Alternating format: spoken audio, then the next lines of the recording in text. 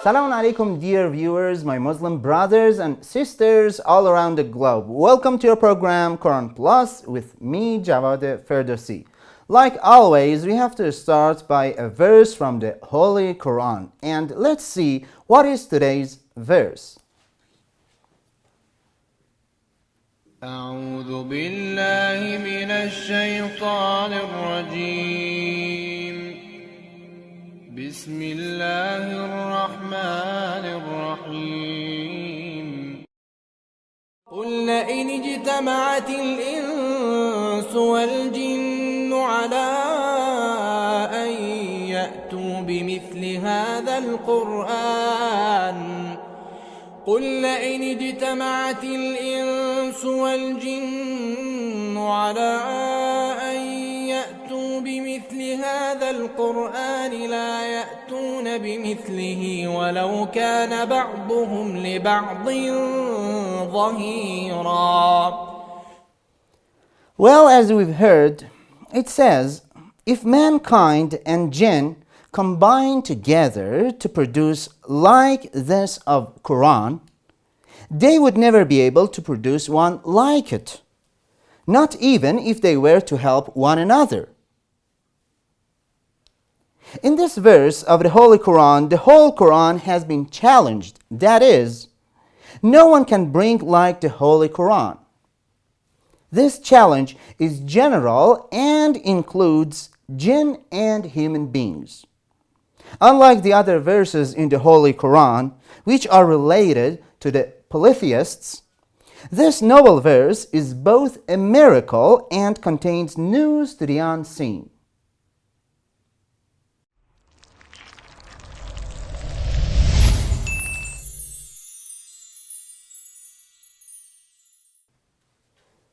Well, welcome back, dear viewers. As you know, like always, we've been receiving numerous questions from different walks of life, and it is our honor to answer each one of them. And because we do not have enough time to answer every single questions that we've been receiving from you, we try to select just some of the most important questions.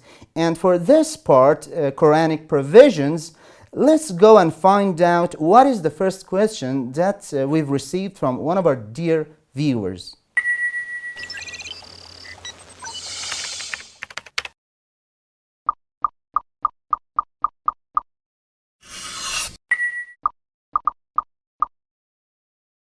Assalamu alaikum wa rahmatullah. My question is, why did the Holy Prophet, peace be upon him, enjoy more freedom in gratifying his physical needs than others? And why were many restrictions imposed on his wives? Thank you. Well, as you've heard, the question is this: why did the Holy Prophet of Islam, peace and blessings be upon him, enjoy more freedom in gratifying his physical needs than others? And why were many restrictions imposed on his wives? Bismillah ar-Rahman ar-Rahim. This is a repetitive question, and it is an accusation which I do believe that those who put this accusation towards the Holy Prophet of Islam do not have pure intention, or they don't have enough knowledge about the intentions for having marriage contract. If the Holy Prophet of Islam would have got married with different women for the sexual interests and to fulfill his the material desires, he would have got married with young ladies that at that time many people would like to be family with the Holy Prophet, and they offered their young girls to the Holy Prophet, and it was not bad in the Arabic society to get married with different young ladies, young pretty ladies. But the Holy Prophet of Islam would marry with elderly or middle-aged widows that their husbands were martyred in the wars.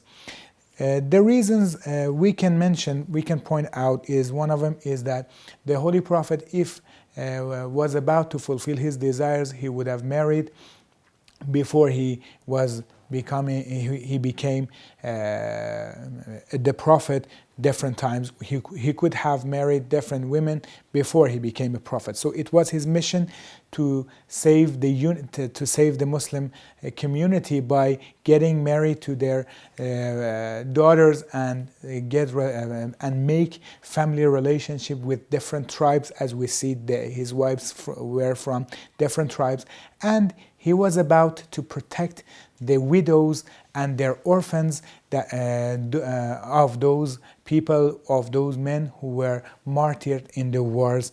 These were some of the reasons behind the various marriages of the Holy Prophet of Islam. Well, thanks a lot to Mr. Shafi for answering this question. Well, like always, we have to go to the next chapter, Quranic Sciences, and also in this section, we have selected actually one question among numerous questions that actually we have received from different viewers, and let's see what is the question.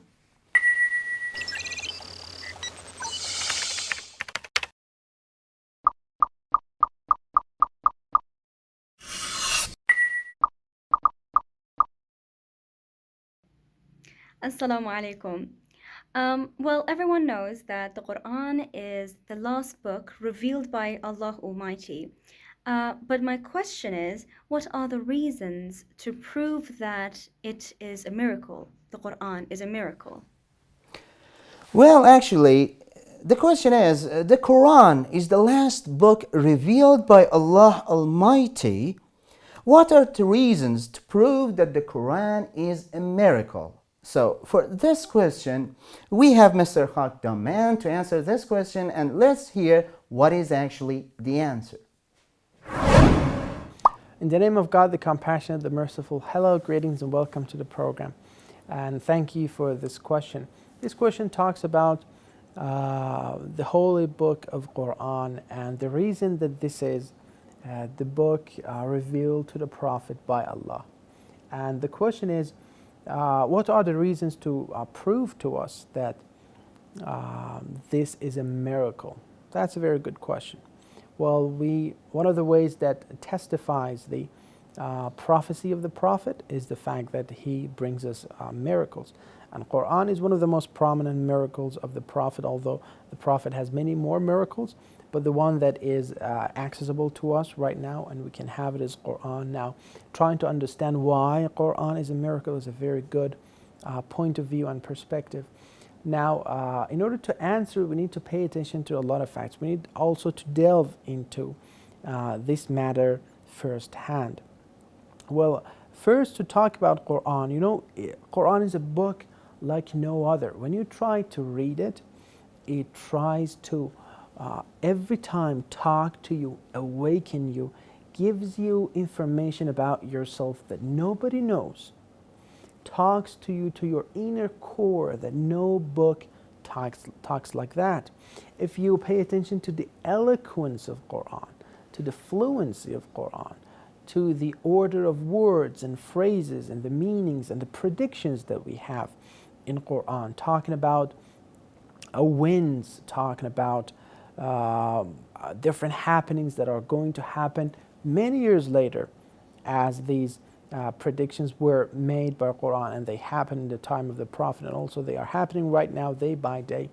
So these are the points that tell us about the miracle of Quran. How is it a miracle? How is it that every time you try to open Quran and you recite it, you find it new?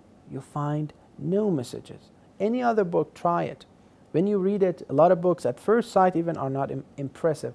At second term of reading, they do not have anything to offer. Third time, probably you find mistakes. Quran, no mistake.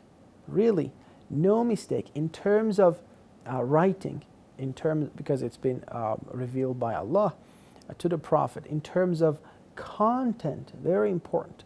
In terms of eloquence, in terms of it being alive. It really is an alive book. No other book is like that. So these are a couple of reasons talking about the miraculous nature of Quran. Thank you very much. Thank you for answering this question, Mr. Khakdaman. And we're going to take a short break, and after that, we'll be back with you very soon.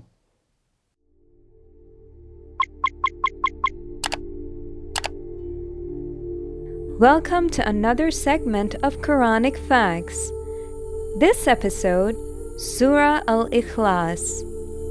Surah Al-Ikhlas was revealed to Prophet Muhammad, peace be upon him, and his progeny during the early days of Islam. The polytheists and pagans of Mecca one day approached and challenged him, saying, "Give us the attributes of your Lord." It was then that Allah revealed this surah. Surah Al-Ikhlas proclaims the oneness of Allah, and this concept is presented in the first ayah. The second ayah declares that Allah is As-Samad, implying that He has all the attributes of perfection. As-Samad is one of the names of Allah.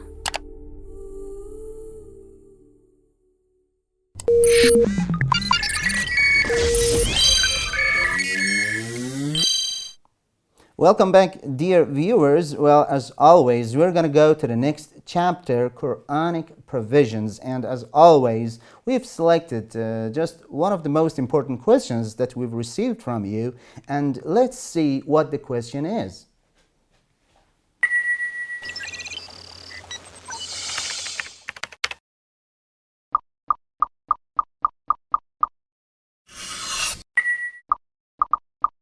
Verse 55 of Al-Imran state that the followers of Prophet Jesus ﷺ are superior amongst all the disbelievers. If this is the case, then why should we not follow this religion so that on the day of resurrection we may be considered superior amongst all disbelievers? Well, as we've heard the question, it says, Verse 55 of Al-Imran states that the followers of the Prophet Jesus, peace be upon him, are superior amongst all the disbelievers. If this is the case, then why should we not follow his religion so that on the day of resurrection we may be considered superior amongst all the disbelievers? So, to answer this question, actually, we have Mr. Shuja'i, and let's directly go to him and see what the answer is. Verse 55 of chapter Al-Imran, when it talks about the follower of the Prophet Jesus are superior than others, maybe the question is that, are they superior than Muslims, and why we should be Muslim, and why we shouldn't go to their religion and they are superior. This verse of the Holy Quran, there are different attitudes. When we talk about the followers of the Jesus Christ, it is very important point that we should note that the followers of Jesus Christ is not only the Christians. The people who came after the Jesus Christ, containing the Muslims, are also the follower of the Jesus Christ. It means that our Holy Prophet called Jesus Christ as his brother. So it means that we as Muslim, we didn't deny Jesus Christ and we respect him, as we have verses in Holy Quran. But the point is that the problem is between the Christianity and Judaism. When the Jews didn't accept Jesus Christ and denied him, and that is why in this verse of the Holy Quran Allah made the Christians superior over the Jews, and this is the reality that we see in today's world. So Islam is the continuation of the Christianity and the Prophet Jesus with new teachings, more perfect teachings, and we are continuing the same line in the form of the Islam. Well, thanks again, Mr. Shuja'i, for answering this question. Well, thank you again, dear viewers, for staying to this point of the program. The next chapter, as always, is Quranic concepts, and we've also selected one of the questions that we've received from different people. Let's see what the question is first, and then we're gonna hear the answer to the question.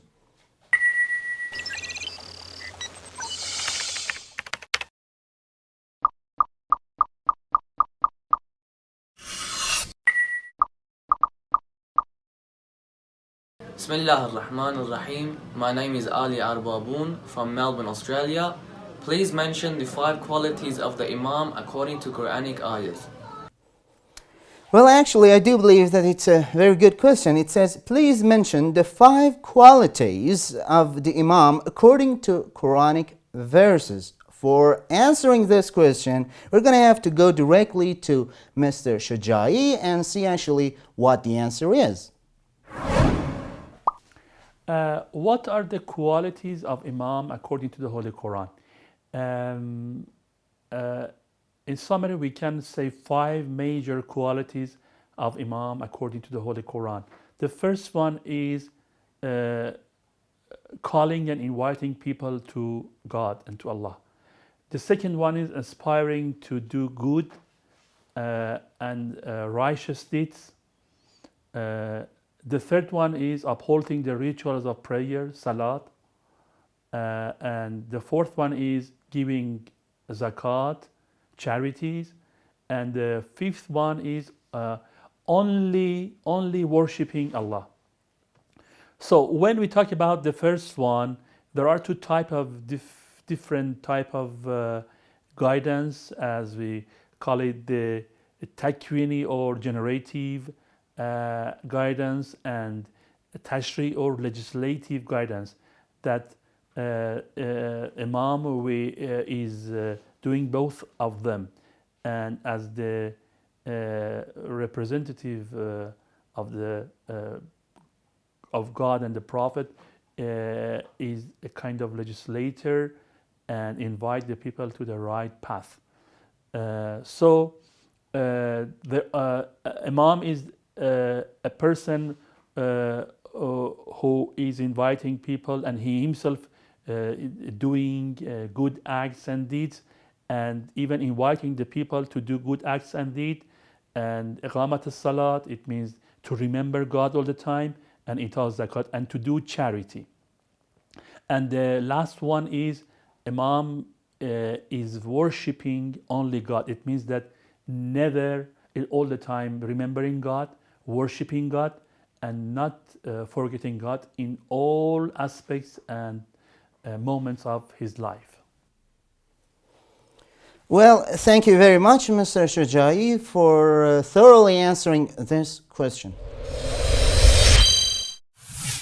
Actually, we've reached the end of another episode of Quran Plus. Thank you for being with us, and I should say that it's our honor to receive your questions, and we do try our best to answer each question like always, and we're going to see you with different questions and with different answers in the next program. So until then, take care and bye-bye.